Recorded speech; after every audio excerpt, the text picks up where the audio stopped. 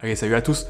Aujourd'hui on se retrouve pour une vidéo qui fait un peu suite à mon comparatif des meilleurs claviers TKL, puisque je vais vous présenter le nouveau modèle de Corsair, le K70 RGB TKL. Alors j'avais pas pu l'intégrer à ma sélection de l'autre jour, car il n'était pas encore sorti quand je tournais la vidéo, et dans les commentaires vous avez été nombreux à vouloir en savoir un peu plus sur ce modèle, donc ça sera maintenant chose faite.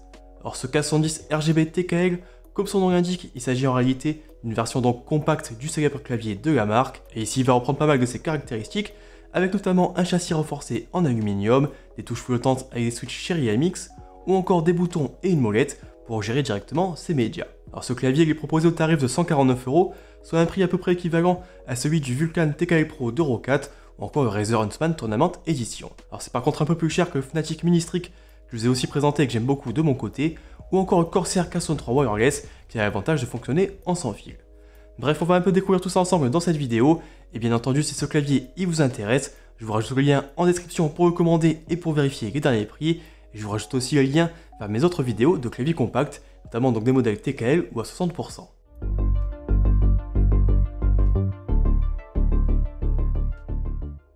Allez, avant de rentrer un peu plus dans les détails de ce K70 RGB TKL, je fais comme d'habitude un petit tour du côté de l'unboxing. Alors ici à l'intérieur de la boîte, le clavier va s'accompagner d'un câble tressé en USB-C vers USB-A, d'un set d'une dizaine de keycaps supplémentaires, d'une pince pour les retirer, et enfin d'un paperasse habituel.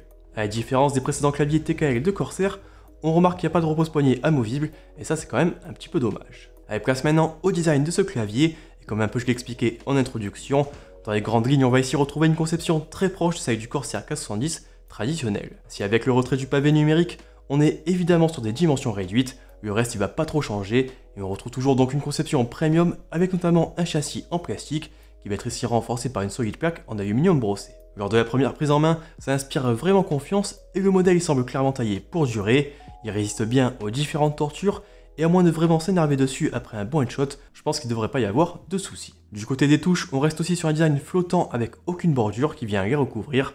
Alors visuellement je trouve ça toujours très sympa et on retrouve évidemment tous les effets d'éclairage RGB habituels de la marque. Alors un peu plus dans les détails, cette version TKL a profité surtout d'un passage vers des keycaps en double shot PBT qui vont être bien plus solides et résistantes. La police d'écriture est également revue avec quelque chose d'un peu plus sobre et ça c'est également un bon point pour moi au niveau des touches. Alors pendant que je parle des keycaps justement, j'en profite pour faire un petit point rapide sur les kits que Corsair propose depuis quelques semaines. Alors la marque propose en effet des kits de différentes couleurs de façon un peu à personnaliser son clavier, et ça c'est plutôt une bonne idée, car jusqu'à maintenant c'était pas toujours évident de trouver des kits de keycaps compatibles avec le format AZERTY. Alors ici j'ai reçu deux kits avec les modèles Arctic White et Elgato Blue, et je vous montre un peu ce que ça donne si je l'installe directement sur le clavier du jour. Alors évidemment vous pouvez les utiliser sur d'autres claviers à partir du moment où vous avez des switches compatibles, ça devrait être le cas pour la grande majorité d'entre vous. Alors chaque kit coûte environ 30€, et on est évidemment ici sur des modèles en PBT double shot, qui s'accompagne également en bonus d'un petit sachet de O-rings qui permet un peu de réduire le bruit des switches. Alors de retour sur le clavier en lui-même, on retrouve sur la partie supérieure des boutons qui vont permettre un peu de contrôler rapidement ses médias et quelques autres options. Sur la gauche on peut par exemple gérer la lecture pause ou encore passer d'une piste à l'autre, alors que sur la droite on va retrouver une molette qui permet d'ajuster le volume sonore à la volée. On retrouve aussi un bouton pour naviguer entre ces profils de configuration, un bouton pour ajuster l'intensité de l'éclairage, et enfin un dernier bouton pour verrouiller certaines touches. Alors sur la tranche arrière, le clavier passe maintenant sur un câble amovible, comme souvent sur les modèles TKL. Alors ici la connexion s'effectue via un câble tressé d'environ 2 mètres en USB-C vers USB-A, et ça c'est encore une fois un bon point. À côté du connecteur USB-C, on a également une petite nouveauté qui fait son apparition, avec un nouveau bouton qui s'appelle le bouton tournoi. Alors ici quand on l'active, le rétroéclairage il passe au rouge statique, et toutes les macros sont directement désactivées afin d'éviter une fausse manipulation en pleine partie. Enfin à l'arrière du clavier, on va retrouver 4 larges patins en caoutchouc qui permettent un peu d'apporter une bonne stabilité une fois celui-ci posé sur un bureau ou un tapis de souris. On va aussi retrouver 2 pieds rétractables qui vont permettre un peu de gérer l'inclinaison du clavier. Allez, maintenant que j'ai fait un peu le tour du design du clavier, je passe en vitesse sur le logiciel de Corsair car on commence à bien le connaître.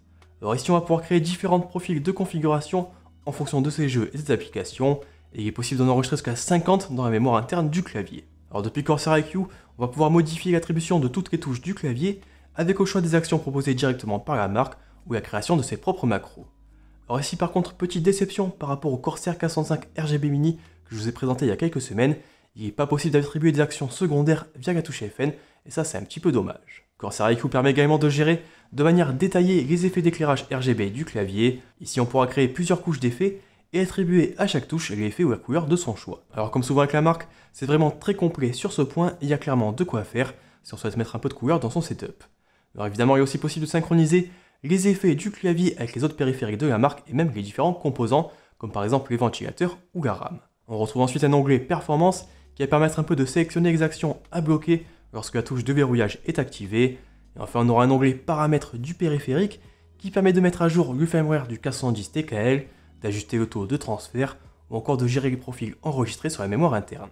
Allez, je termine cette vidéo avec les performances du clavier et plus principalement ses switches mécaniques. Alors ici, ce K110 TKL, il est proposé en deux variantes, avec au choix des interrupteurs chez RMX version RAID ou chez RMX version Speed. Alors ici, comme sur mon essai du K105 RGB Mini, je vais quand même regretter l'absence d'une version qui embarque directement des interrupteurs optiques, notamment les Corsair OPX. Je vous les avais présentés aux côtés du Corsair K100 RGB, et vraiment ils s'étaient montrés très agréables et réactifs à l'utilisation, et de mon côté je trouve ça un peu dommage que la marque les utilise pas ici. Alors après peut-être que Corsair prépare justement une version TKL du K100, mais bon ça voudra dire que ça sera un clavier encore plus cher, alors qu'on peut déjà retrouver des claviers TKL avec des switches optiques, notamment du côté de chez Roccat ou Razer, pour environ 150 €. Bref, ici, moi, mon modèle, il est équipé de switches chez RMX RAID assez classiques. Alors, pour rappel, avec ces interrupteurs mécaniques linéaires, avec une course totale à 4 mm, une activation à 2 mm et une force de 45 grammes. Alors, ils sont généralement plutôt appréciés par les joueurs, en combinant un bon confort de frappe et une réactivité très correcte pour du gaming. À l'utilisation, pas grand chose à redire ici, et si vous avez déjà eu l'occasion de tester des switches chez RMX version RAID, vous devriez rapidement vous sentir comme à la maison.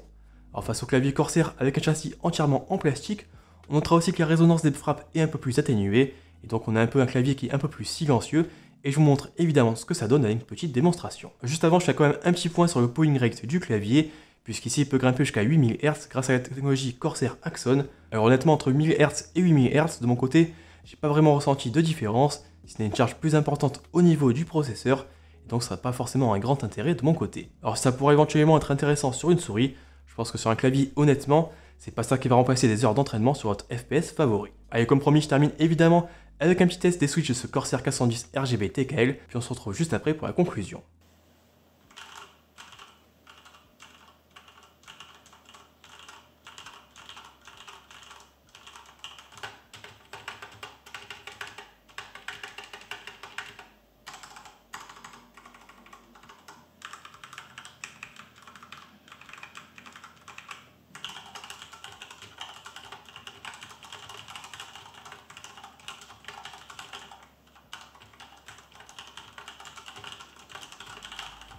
Allez, je pense un peu avoir fait le tour de ce nouveau Corsair K110 RGB TKL, mais comme d'habitude, si vous avez encore des questions, n'hésitez pas à utiliser les commentaires.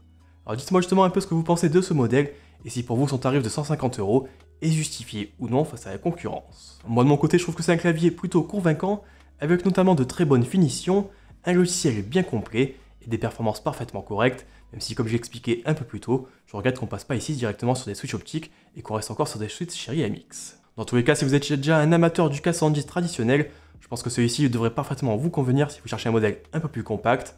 Mais quand même, avant de vous jeter dessus, n'hésitez pas un peu à checker mon comparatif des autres claviers TKL.